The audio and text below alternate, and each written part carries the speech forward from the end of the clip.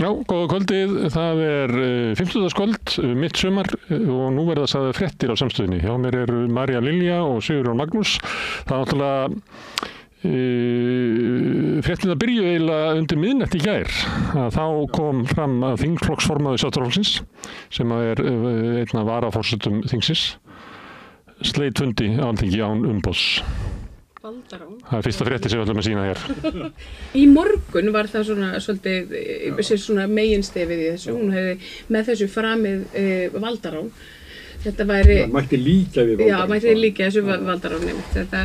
Það eru þungorð sem hafa vel ekki falla í dag. Ekkert okkar held ég hafi séð þetta í gærkvöldi. Nei. En það hefði ekkert vita hvort hún var þá með umboð til að sýta fundið ekki, þó hefum séð það. En svo klukkan 10 morgun að þá gerist þetta að forsætisráðherra kemur með yfirlýsingu. Já. Við erum með eina frétt hérna sem við erum með af DFF, það sem er mynda á þingsalnum. Þessi mynd, Mér langaði að sýna þessa mynda því að ég tók eftir því á Facebook að það voru alls konar spæjarar komnir í gang sem voru að horfa á það hvað hafði gerst áður. Þarna sjáum við mynd þar sem að Bergþór Ólason, sem að Sigurjón, þú hefur sagt að sé foringi stjórnarandstöðunnar. Já, málþórsmanna, hann leiðir þann hóp. Hann leggur þarna eitthvað blað til Hildar. Rétt áður nú slítur fundi. Já, síðan fyrir Hildur í síman. Og einhver hafði ráðið í það að hún verður svona stressuð eftir að hún kemur úr símanum.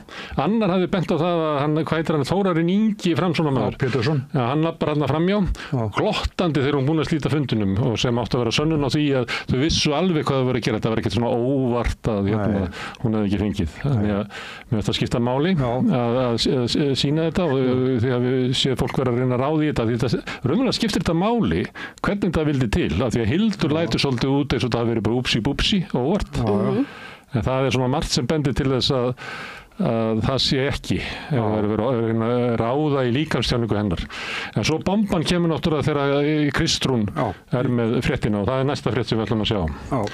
Og klukkan 10 morgun og ég heyrði þetta og hérna kemur það, þjóðin þarf að vita hvernig þau hafa hagað sér bak við tjöldin, segir hún, og líka við munum verja stjórnskipan landsins og heiður Alþingis. Þarna er bæði það sem gerist í gærkvöldi og svo forsætisráður í morgun að þá bara virðist allt hafa orðið vitlaust. Og svo komu aðrir alveg eins og Inga Sæland sem vildi leiða stjórnarandstæðina bak við hús og skjóta þau. En þetta er svona líkingamál frá Ólafsfirði, ég veit ekki. En það sem að Kristrún er að segja, ég tók aðeins þennan brot úr þessu. Það sem þjóðin þarf að fá að vita er hvernig þau hafa hagað sér á bak við tjöldin. Fyrir það fyrsta þá hafa þau fullyrt við okkur að þau muni ekki klára umræðum nokkurt annað mál, né leyfa þeim málum að fara í atkvæðagreiðslu fyrir en við höfum gengið að þeirra kröfum í veiðigjaldamálum. Þetta er ástæða fyrir því að engin önnur mál hafa ratað á dagskrá nema veiðigjaldið. Í öðru lagi voru kröfur þeirra í veiðigjaldamálinu þess áttar að þau lögðu fram í lokuð umslagi yfir borðið sitt eigið frumvarp veiðigjaldið og kröfðust þess að við myndum samþykkja það. Leggja það fram sem okkar eigið. Þegar við loksins komumst á þann stað að geta fengið þau til að ræða okkar kerfisbreytingar, þá gerðu þau þá kröfu að kerfið tæki ekki gildi fyrir en eftir að þessu kjörtímabili líki. Þannig að þá eru stjórnarandstaðan að rekna með því að hún geti fellt þessa ríkisstjórn í kosningum og bara fellt veiðigjaldafrumvarpið, þannig að verði ekkert úr því. Það var kröfun á því. Og það sem að svo var eitthvað kvart yfir að Kristrún hefði verið að brjóta trúna þegar hún var að segja þetta. En málið var að ég hlustaði á Sigurð Inga í gær í kvöldréttunum, þar sem hann sagði þetta. Og það ætti að vera þannig að það væri bara eitthvað svona 0,5% hækkun hér og svo eitthvað pínlítið sem er þetta frumvarp sem að stjórnarandstaðan ætlar að taka bara salinn yfir. Þannig að verði ekkert afgreitt út úr þingi, ekkert afgreitt einasta mál, nema að ríkisstjórnin leggi fram stjórnarandstöðu frumvarpið veiðigjöldin sem felst í að verði engin hækkun. Og ef þeir halda áfram að fundum í kvöld að þá er ykkur þessa málþórsmanna sem flytur ræðu númer 1000 í þessu máli og Bergþór sagði í fréttastöð 2 áðan að þó myndi semja eitthvað þá væri margt eftir að ræða í málinu. og það eru konar 1000 ræður og það er margt eftir að ræða sko. Þeir eru lengi að koma sér að efninu Já, maður velta fyrir sér, hvað í ósköpunum ætlaðu að ræða meira? Þeir eru búin að vera að lesa bara upp úr ályktinu hérna og það, en þegar ég var að horta á það sömu ályktinu aftur frá sveitarfélögunum hérna, mismunandi þingmenn að lesa sko sama hlutin aftur Ég heyrði þrisvarseldi saman daginn einhver að lesa upp úr ályktun hreppsnefndar Vopnafjarðarhrepps til dæmis með fullri virðingu fyrir þeirri hreppsnefnd henni kemur þetta ekkert við það er bara, þeir voru notað það voru skemmtilega fyrirsagninnar hérna á fréttavefinum hérna fram eftir degi, það er Þorgerður Katrín var ein fyrirsagnin, það er orustan Ísland og svo var það hérna sem að þú varst að vitna til sem að Inga Sæland náttúrulega toppar alltaf allt sko það er hérna kemur næsta fyrirsagnar frá henni sem að kemur hérna eftir það er dragað undir húsvegg og skjóta þá hún er nú ekki að leggja það til að ég að gera það við stjórnarandstöðuna heldur en hún að segja það að við búum við lýðræðislegt kerfi það sem eru friðsamlegir stjórnarskipti og við búum ekki við það að þegar það eru stjórnarskipti þá sé gamla stjórnin tekin og leitt undir húsvegg og skotin þannig að við höfum hana ennþá í þingi ég veit ekki hvort það sé í að við kannski ættum að hafa það ég er svona veltið fyrir mér hvort þetta sé hótun þetta er svona svolítið eða bara einmitt við ættum að taka hér upp nýtt kerfi hún er augljóslega orðin mjög reið og það er mikill hiti þarna inn og þingi, ég man ekki eftir að hafa séð önnur eins læti Sigurjón er gamall þing býðið aðeins sko að þú þýrað hérna með þetta en akkur ekki þá hérna fréttinu af samstöðu.is það sjá allir að þetta er skrumskæling á lýðræðinu, segir Þorgerður Katrín Gunnarsdóttir þetta er bara skrifa rétt rúmlega 10 morgun En orðustanum Ísland er meiri dramatík ég spyr því sem gamla þingfréttamann hérna manns þetta svona stemmingu aldrei nokkuð tíma ég náttúrulega sáu stundum sko menn takast á en þeir heldur svona virðingu sinni gagnvart hvor öðrum og það var ekkert svona vitt En af hverju fáum við ekki fréttir hérna það sem að Kristrún, af hverju kemur Kristrún og segir hérna þjóðin þarf að fá að vita hvernig þau haga sér á baku tjöldin af hverju er ég búin að fá að vita þetta? Hvað er baku tjöldin? Já, hvernig fengum við það ekki í fréttunum? Ég er sem að bara fara þarna niðurindir og reyna að fiska þetta Já, hvernig verður það? Ríkissjónvarpið er með þingrættir þetta og hann kemur alltaf að segja að stemmingin er svolítið svona súr svona sýrustiksmælir hjá honum sko það sé bara góður upp í 78 í súrleika það er alltaf að tala um hvað þessi súrt Já, mikið rétt, það bara vantar þetta að hérna brot hér og brot þar og svona til að ræða sér saman sko. En ég, sko, að því við erum að tala um þessa dramatík ég sjá, og svo Hildur Sverrisdóttir hún talar hún segir að hún hafi bara hreinlega verið, hvað kalla hún viðbjóður eða eitthvað svona hryllingur sem hún sagði Kristrúnu Frostadóttur þetta eru hérna þetta er rosalega þung orð og það er mjög og það er bara eitthvað ljóst að það þarf eitthvað ég meina, þarf eitthvað eins og vinnust það sálfræðing í alvörunni talað bara eitthvað svona, einmitt, svona átaka eitthvað svona sem sérhæfir sig í hérna innri átökum Þorgerður Katrín kom upp í pontu og sagði ég er með langmestu þingreysluna og svo bara gaf hún í sko. Já, svo kom Guðlaugur Þór og sagði það munum nú ekki svo miklu okkur en hérna á samstöðinni þar er líka teknina ákvarðanir sjálf sem eru svo misfarsalar eins og gengur, segir Hildur þegar hann að bera sér sakir að hún að tekið við skipinu frá foringjónum. Já, hún skrifaði langa, eða ekki langan, það var Facebook status sem var svona, ég veist hann frekar svona daufur hjá henni. En við ætlum að ræða þetta meira á eftir að því að nú er 50-dagur og það er svona helgin framöndan þá ætlum við að hafa hérna svona 8-leitið að þá koma gestir til þín það verður Kristín Helga Gunnarsdóttir rithöfundur, Guðmundur Halldórsson prófessor í sagnfræði og Ásgeir Brynjar Torfason sem er ritstjóri vísbendingar og Sirrí Hallgrímsdóttir sem er verkefnastjóri en var nú aðstofamaður ráðherra hérna áður og þau ætla að ræða og ég býst að það verður mikið rætt ástandið í þinginu. En við skulum þá bara vinda okkur í önnum mál. Það er ein frétt sem að kom í svona seint í gærkvöldi, eiginkona stjórnarmanns keypti óvart í bankanum. Eru búin að lesa um þetta?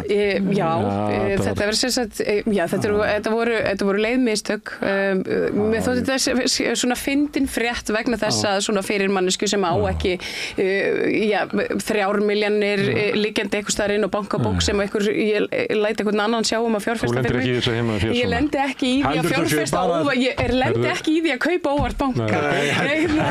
Hver keypti banka sem inn í stofu? Þetta einhvern veginn svona, og þú veist, og svo kemur varaformaður stjórnar Íslandsbanka sem eiginmaður þessara sömu konu, hann sendir út tilkynningu og einhvern veginn svona afsakar þetta og útskýrir að þetta hafi nú verið vegna þess að afsökun hjá honum. Já, þetta sem sagt eitthvað svona stillingaratriði í einhverju Arion banka appi. Þetta ágætt að þið vorum eitthvað ræðum þetta daginn, hvort það væri eitthvað breytt stemmingin í bönkunum eða ekki. Þetta svona dæmið að kannski ekki alveg ljóst hvort það svo sé. Herðu, við skulum fara í ömurlegri fréttir. Það eru 8 börn létust í loftárás. Herðu, biðu eftir heilbrigðisþjónustu. Þetta náttúrulega fréttirnar sem koma frá Gaza. Þetta Já, eða létust, ég meina það má nú segja ýmislegt við orð færri að athuga, þau voru myrst. Og það verið að drepa fólk sem að leita sér að mat eða þiggja matargjafi. Það verið að drepa fólk sem að leita sér að heilbrigðisþjónustu. Þetta hryllingur. Já, og nú hafa Ísraelar hreinlega sagt að þeir séu bara með útrýmingarbúðir. Þeir hafa sagt það bara beinum orðum.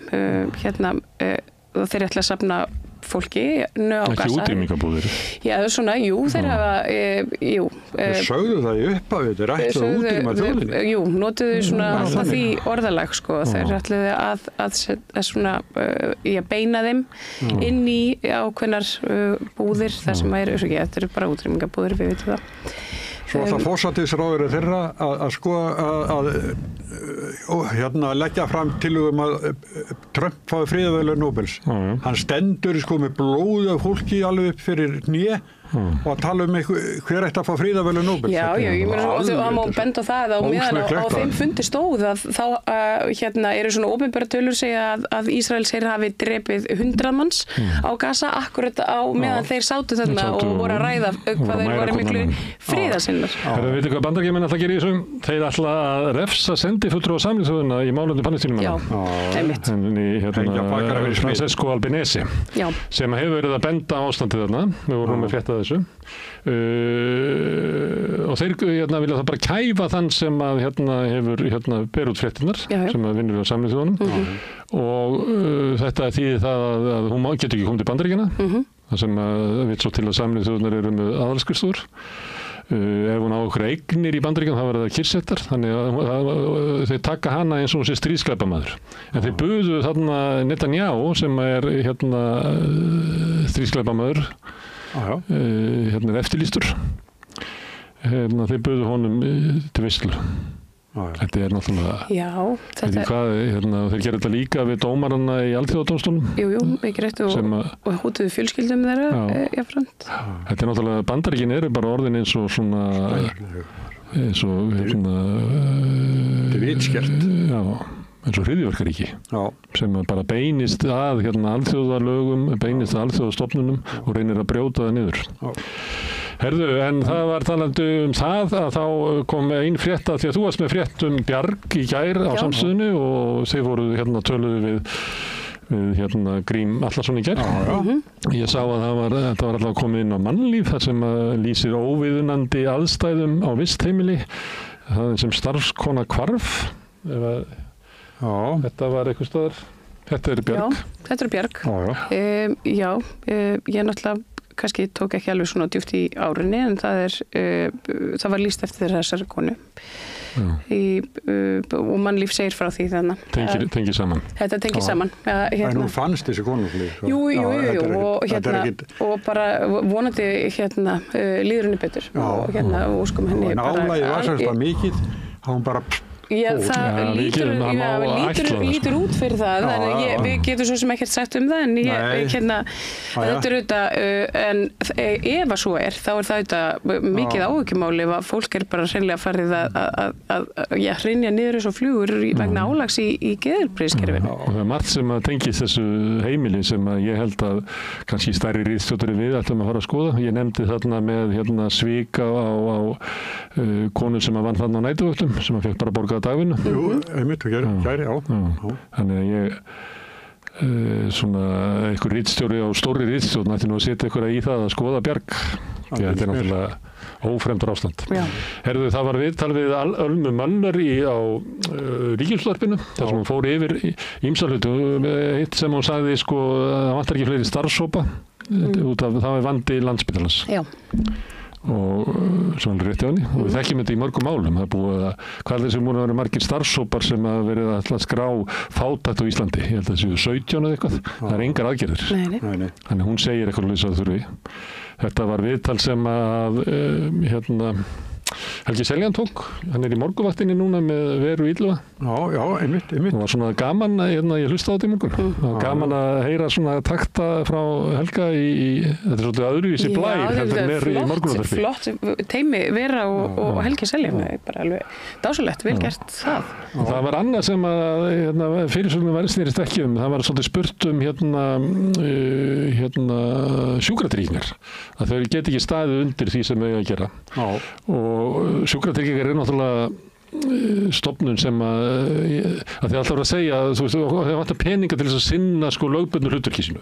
Lögbundnu hlutverk sjúkratryggingar er að leita tilboða fyrir heilbrigðisþjónustu, þannig að vera að búa til markað, það vera að reyna að búa markaðsvæða heilbrigðisþjónustuna og þess að það er að búa til sjúkratryggingar. Og þá við bjóðum út eitthvað til bara Landspítalinn eini sem að kemur, við bjóðum út áfengismeðferð bara SAH sem að kemur. Þannig að segjum þetta væri í Þýskalandi, að þá væri kannski sjúkratrygginga fyrirbrigðið að semja við kannski 30 spítala, 15 meðferðarstofnanir, en Ísland er það ekki þannig. Þannig það er eiginlega ólógist að þessi þekking á því sem að þeir eru að kaupa inn í sjúkratryggingum, því af hverju ættu við að hafa það þekking á öllu sem að fer fram í Landspítalanum líka inn í sjúkratryggingum, því að eina hlutverk þeir eru að kaupa þetta af Landspítalanum. Já, því ég lenti svolítið í þessu þegar ég var tengdist SAH, þá kemur SAH á svæði og fer að reyna að mennta sjúkratryggingar það hvað meðferð er. Af því það náttúrulega engin, því að í Þýskalandi er þetta kannski 500 manna stofnun, en það meikar enga sens að við sem er 500 manna sjúkratryggingar þegar sko heilbrigðiskerfið okkar er að hrynja. Þannig að þetta er algjörlega óþarft fyrirbrigði og mér finnst það svolítið sorglegt að hlusta það aftur og aftur í umræðinu, eins og að vandinn sé það að þetta sé vanfjármagnað og við eigum að fara að efla sjúkratryggingar, efla eftirlitið þeirra með SAH eða Landspítalanum með þessum örfáu viðskiptamönnum í staðinn fyrir að bara bakka og segja, við ætlum ekkert að markaðsvæða þetta, við ætlum bara að hafa stofnanir og við ætlum að reyna að reka það vel. Þannig mér finnst þetta svona dæmi svona frétta. Í þessu eru þeirra skoðunar. Já, mér finnst þetta dæmi svona frétta sem þetta bara vellur alltaf áfram að gleyma hver forsetan var. Herðu, íbúðum í byggingum fækkar all land. Við ræddum við Guðmund Hrafn Arngrímsson, formann Leigjendasamtakanna í gær, ófremdar ástand og vorum að auglýsa eftir því að ríkisstjórnin gerði eitthvað í húsnæðismálum og til þess að þingið gerði eitthvað í húsnæðismálum. Þeir eru núna allar nætur að ræða veiðigjöldin. Það er húsnæðiskreppa og búið að vera sívaxandi og mjög erfið húsnæðiskreppa út all land og hvað er að gerast? Það er að vera að koma færri íbúður út á markaðinu. Og mér finnst Vistu það? Það er engar aðgerðir í gangi til þess að laga þetta. Það er hátt vaxtastig, þannig að verktakarnir draga í land. Það er erfiðara ef það er hátt vaxtastig að fjármagna bygginguna á allum byggingatímanum, þannig að þú bara byggir minna. Þeir er alveg sama, þú að tæma eitthvað staðar, þú þarft ekki að byggja meira. Þannig að þeir draga í land og það er bara ekkert sem að mætir, af því það er ekkert opinbert kerfi sem að mætir. Fyrst er það að Kristrún mæti með sleggjuna og bergi niður vexti. Eða bara að búa til húsgrunn. Með sleggjuna. Ef mann trúa því að vaxtastíði séð eina, þannig að þetta lagast ekki nema bara ríki fari og bara byggja eins og var gert í Kanada. Við vorum með hærri vexti fyrir nokkru síðan og þá var líka verið að byggja eða ekki. Herðu, það er Macron er í heimsókn hjá Keir Starmer. Það er næsta frétt. Leggja línur nýrar áætlunar til aðstoðar Úkraínu. Þarna eru tveir stjórnmálamenn, evrópskir, sem eru algjörlega rúnir trausti í sinni heimabyggð. Og þeir eru í eitthvað svona herleik sem er að láta líta svo út að Evrópa geti tekið yfir hlutverk Bandaríkjamanna í Úkraínu, sem er ekki, eins og við höfum bent á ofta. Og þetta er svona Ég næ ekki alveg þessu leikriti sem evrópski stjórnmálamenn Nei, þeir segist alltaf að fara að senda inn einhverja fríðargæsluliða þetta. til Úkraínu. Það sé ykkur svona pælingar það. Friðargæsluliðar eru auðvitað bara hermenn. Já, friðargæsluliðar eru yfirleitt þeir sem að stríðandi aðilar gera samkomulögum og þeir eru aldrei úr hópi annara NATO eiginlega í stríði í Úkraínu. Já. Þannig að Rússarnir þurfa að samþykkja hverjir eru friðargæsluliðar. Og þeir mun aldrei samþykja að það séu það verður það bara að vera Kínverjar eða Sádi-Arabar eða ég veit að Indverjar en það einmitt segir okkur ýmislegt ef þeir ætla að fara að senda inn einhverja friðargæsluliða sem Rússar munu aldrei samþykja þá eru augljóslega verið að senda inn evrópska hermenn bara NATO komið í stríð akkurat og það bara það sem verið að undirbúa held ég. Herðu, við tölum áðan Trump og ég var frétt á RÚV, heyrði ég svona bara þegar vorum að labba hérna inn í kvöldfréttunum að Trump sé að hóta Brasilíu með 50% tollum nema öllum málaferðum gegn Bolsonaro verið hætt. Hugsa ykkur. Hvað eru við komin? Við erum þarna. Forseti Bandaríkjanna segir bara 50% águr nefnir sleppa á vini mínum. Já, þessum líka mæta manni. Bolsonaro reynda svindla á kosningum og hefur verið svona það verður mikið rætt hans glæpi. Fara inn í skipta sér að dómsmálum í öðru landi alveg hóta tollum. Já, hóta tollum með mitt. Já, hóta tollum. Það kannski hann getur skrifað bréf og ekki til í að skoða aðeins þetta mál Bolsonís. Það bara slegið þess bara. Þetta leiðtogi hins frjálsa heims, eins og settur. Leiðtogi hins frjálsa heims. Herðu, skoðanakannanafréttir eru alltaf skemmtilegar. Það klofin afstæða til kílómetragjalds. Já. Þetta, veistu okkur ég valdi þessa frétt? Þetta svona, út af fagurfræðinni í þessu. Já. Af því að niðurstaðan svo að þriðjungur vill kílómetragjald, þriðjungur vill það ekki. Og þriðjungur veit ekki. Já, ég tilheyri nú þessum þriðjungur sem veit ekki, af því ég bara hef einhvern veginn ekki almennilega náð að setja mig inn í það, bara hvað felur þetta kílómetragjald í sér? Er þetta þessi boðaði auka skattur á kannski þá sem eru aðeins efna minni og eiga öðruvísi bíla? Já, en það á að reyndar að lækka eldsneytið, bensín og dísil á móti þessu. Okay. Þannig að það á að gera. Það einhverju sem getur sagt þess og byrju núna þegar rafmagnsbílar eru orðnir svona algengir og svona kannski venjulegt fólk svona miðlungstekið fólk á efna og kaupa þá kemur kílómetragjaldið en það var ekki þarna þegar þeir voru niðurgreiddir fyrir þá sem að mest umleikið svo gáttu keypt á fyrst og fengu endurgreiddan vaskinn og allt saman og fengu að keyra ókeypis í 4-5 ár það ekki fyrir en þetta verður komið svona næstu til almennings þá áfarlega ekki á en svo er það líka fólkið sem býr í út á landi í dreifðri byggðum það hvítir Já, sem þarf að sækja þjónustuna langt í burtu, gera börnin í skólan skólabílarnir og það allt saman við þurfum nú samt að vera á rauðu ljósi halvan daginn Já, næstu því úr sama geira hún Dóra Björt sem borgarfulltrúi Pírata hún vill herða reglur frágang hlaupahjóla í Reykjavík þú byrjuði í Garðabænum það er ekki að varfið rafhlaupahjól það er bara Ég bý á Hverfisgötunni, þau liggja eins og hráfiður. Já, líka í Garðabænum. Stundum með Hverfisgötan ekki fær fyrir konur með barnavagn, svo maður segir. Stundum með kallar að gera barnavagn, það er ekki oft. Nei, það er þetta er bara víða og höfuðborgarsvæðinu allan þá er þetta þannig að þetta er sem að kannski þegar maður kemur hjóli og það kannski liggja tvö við hlið, maður verður stoppa til að Já, ég veit ekki. Þetta er bara að vera að gera eitthvað í þessu. Þetta er til óþæginda. Og kannski líka fólk sem sjóndaburt og Já, ég held að segja, einmitt, kannski einnar helst fyrir fólk sem býr við eitthvað svona föllun sem rekur sig á þetta. Þetta er náttúrulega bara eitthvað business sem eitthvað reka, þetta er hopp eitthvað í eitt fyrirtæki og ef þú ert með business og þetta reka svona þá verður þú bara að þrífa upp eftir þú getur ekki bara skilið eftir hjólinn eins og ráður út þetta góð. Það er svo bestu er ekki minn einar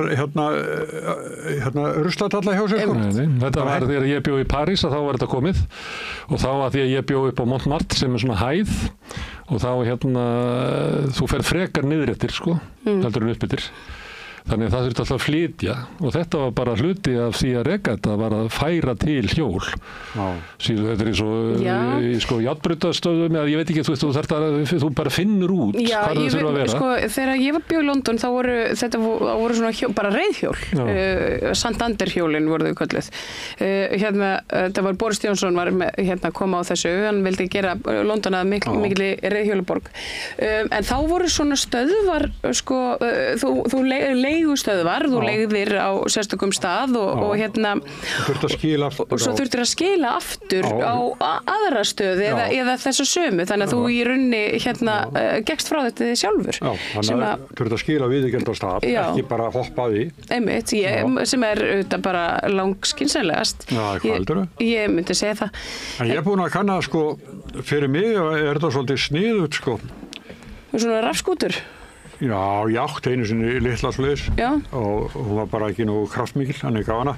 En nei, búið Garðabæ og geta farið á þessu að stoppustöðinni, skilja þar, tekið strætó hingað og stoppustöðinni þar og hingað inn í Bólholt. Já. Það er svona það er ekki ódýr að fara bara á rafmagnsbílnum. Jú, ætli það ekki. Já, þetta ekki það, þetta er voða þægilegt. En þetta er líka, sko, þetta er auðvitað svona gerviþörf, sko. Maður fer að labba minna leið og maður kemur sér upp á leið með þetta. Það tekur mér ekkert voðalega langa stund að labba í vinnuna en ég fer frekar á hoppi. Ég labba yfirleitt heim. Í þriðja hvert skipti að þá hitti ég Björn Leví á svona hjóli á leiðinni heim. Hjóli hans er alveg magna, sko. Nú er hann á enga hjóli. Það er bara turbóma. Herðu, talandi skutla, þá eru fleiri börnum með skutla í skólan en áður var. Var það hægt? Spyr ég nú bara.